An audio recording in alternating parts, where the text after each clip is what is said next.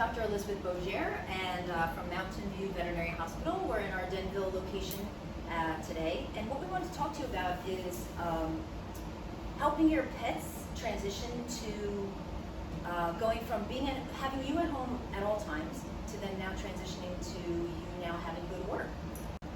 The biggest problem that we're having right now is people aren't really thinking ahead, and separation anxiety is a big problem and needs to be addressed beforehand. It needs weeks and weeks of desensitizing these dogs and trying to get them to be more acclimated to the fact that they're going to be home alone. Lots of people got puppies. They got puppies during the pandemic. You were stuck at home. People said, this is a great time to get a puppy. I have time to socialize them, I had time to play with them, the kids are home, it'll be wonderful. A lot of people were either, I don't want to say laid off, released from their jobs, or they were told that they needed to work from home. Anxiety, anybody who's been diagnosed with anxiety, it's gotten worse over time. It's one of those problems where, now you're shut in, things are kind of cloistering around you. And then loneliness and depression, particularly in the seniors. The seniors were stuck by themselves. They weren't allowed to see anyone. They were worried for their lives, and we can understand that. So we had this huge influx of cats and dogs come into the environment, and that's wonderful. However, they weren't able to get the socialization that they should have gotten at critical points in their when they're growing up. The definition of separation anxiety, when I was looking it up, I love the fact that they kind of called it a panic attack. Because if you've ever had a panic attack, or or if you've seen one, you know that it is just a horrible experience. And that is the true definition of separation anxiety associated with a pet owner leaving them. So the pet exhibits extreme distress and behavior problems when separated from his or her owner. Now, there are lots of types of anxiety. There's generalized anxiety, there's anxiety, thunderstorm anxiety.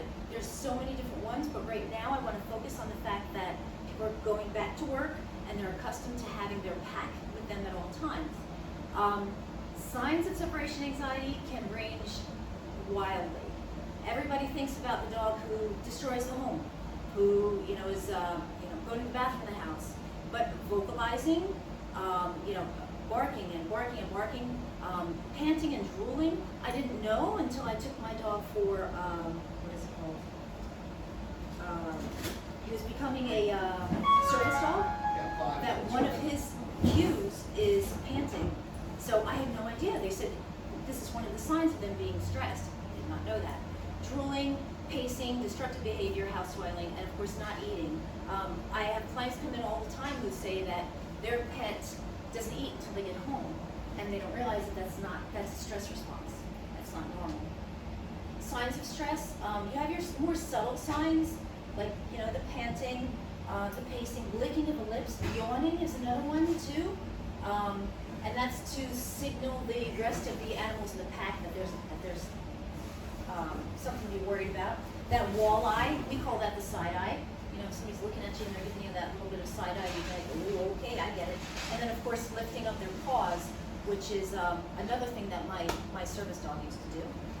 Cats, I'm not going to talk too much about cats because cats I think they're all going to be happy when we leave the house, but hey, I have 3 and I'm sure they're going to be thrilled. But cats do have a bond with their owners, and you do start to see changes in them that are associated with separation anxiety. It's not just your dog, okay? I'm going to show you a video now. Of course, this is a situation that's pretty bad, but a lot of people feel like, why is it my dog? But we're seeing it all the time.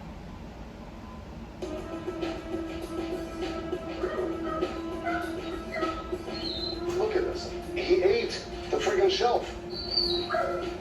Just blame me for everything. Your dog, your responsibility. My name is Laura. I live here with my 15-year-old son, Zach, my husband, Greg.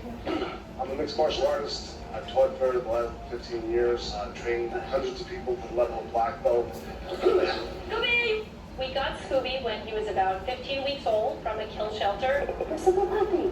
We were instantly in love, the entire family. Sweet, you goodness. I didn't bring the dog here, didn't really want the dog. I'm not walking it, I'm not feeding it, I'm not doing anything that I don't want to do when I want to do it. Scooby is a sweetheart of a dog when people are home. He really just goes nuts when we're not here. He jumps through the windows and he smashes through them. He got something like 26 stitches across his head. You walk in the house after something like that, and it's like a grenade went off. We thought the bars would actually keep him from going through. The dog broke the window through the child safety bars. I feel like I'm living in a prison. All this is his. He just grabbed whatever he could and shook it into oblivion. Because of Scooby's episodes, living in this house is like living in a crack den. The blame goes to you because you made this dog happen. How did I make this dog happen? I didn't take this dog on to begin with. When my kids were younger and wanted a dog, I didn't really want them to have a dog. And now I have a dog that needs taken care of and nobody wants to take care of. How is the dog all my responsibility? It makes me so angry that I can't get some help from my family with the dog situation. This situation with Scooby has really driven a wedge between Greg and I. In 10 minutes, I could get a list of $15,000 in damages. And we live like this. We're laughing stock of the neighborhood in town as it is. He is just at his breaking point. I'll move downstairs in the garage, I'll build myself a room. Yeah, I would. I never want to have to pick between losing my dog or my dad. If we would have to give him up, I couldn't live with myself. I would be distraught. This is the last straw. If Victoria can't help us, then I'm done. So, of course, that's an extreme example, but at these times, it is not uncommon. We see things like this all the time. And the problem we're running into is that, we've had some problems with socialization, and we need to kind of swing back and find out if there are some options to manage these pets as much as possible. Let me just get back to where we were.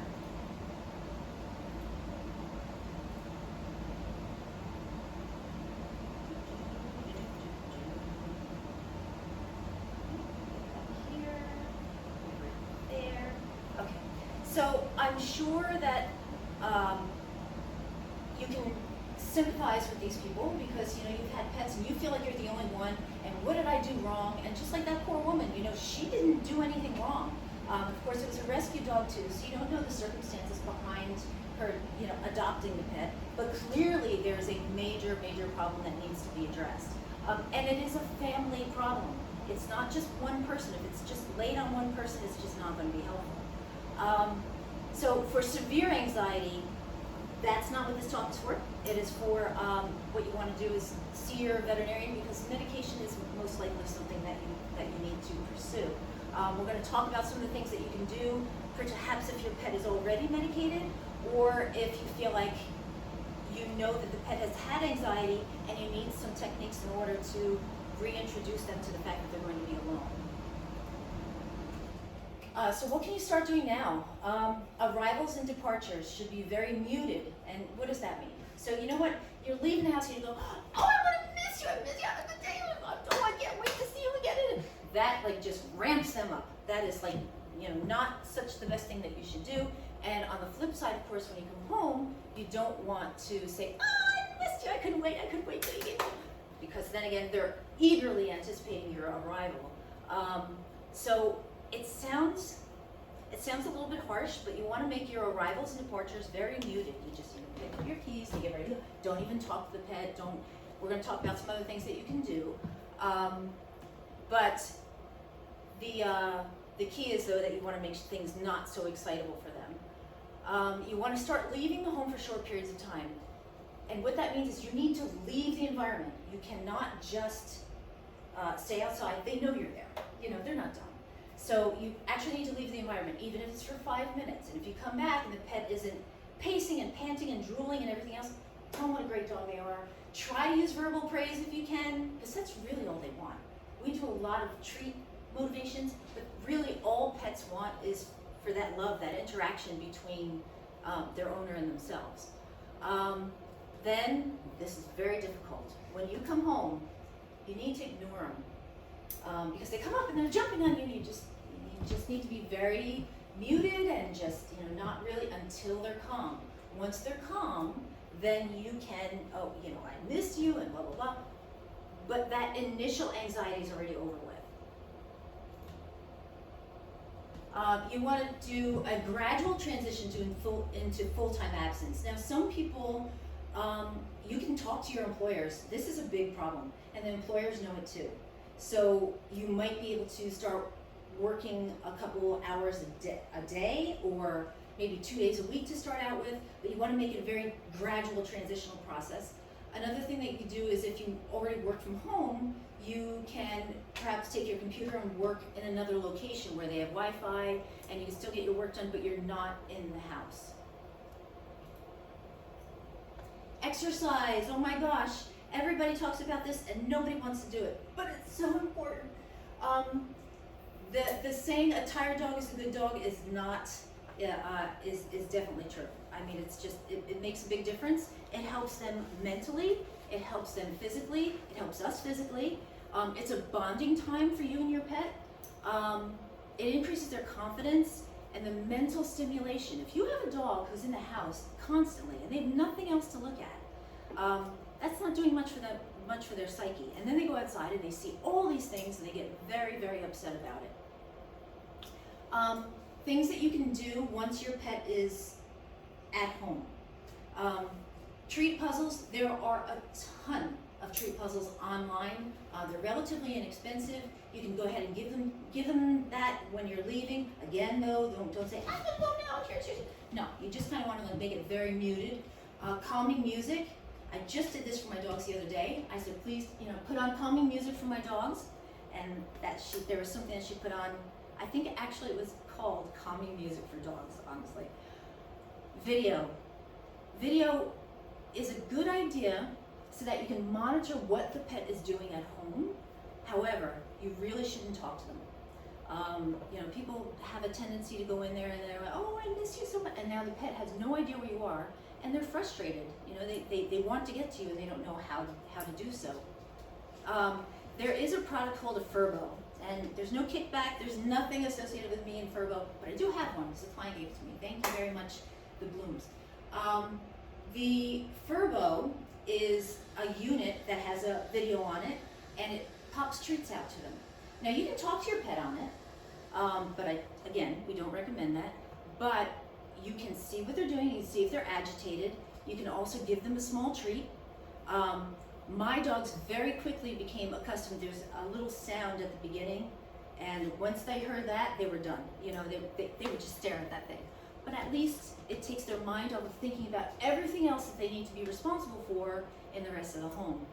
You may want to consider daycare if it's a pet that is amenable to daycare. Some dogs have some socialization problems, and that may not be an option.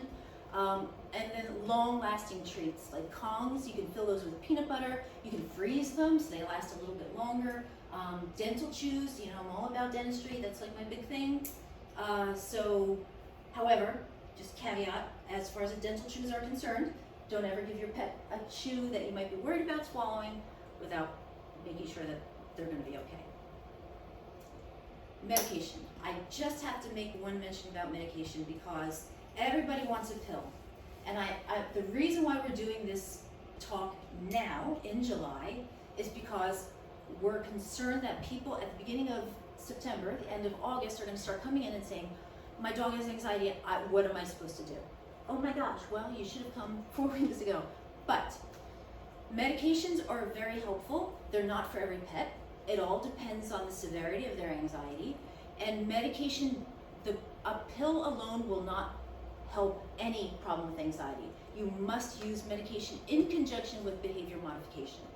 So the first thing is, and of course you need a veterinarian in order to prescribe medication, but you want to get the appropriate diagnosis. And I think that's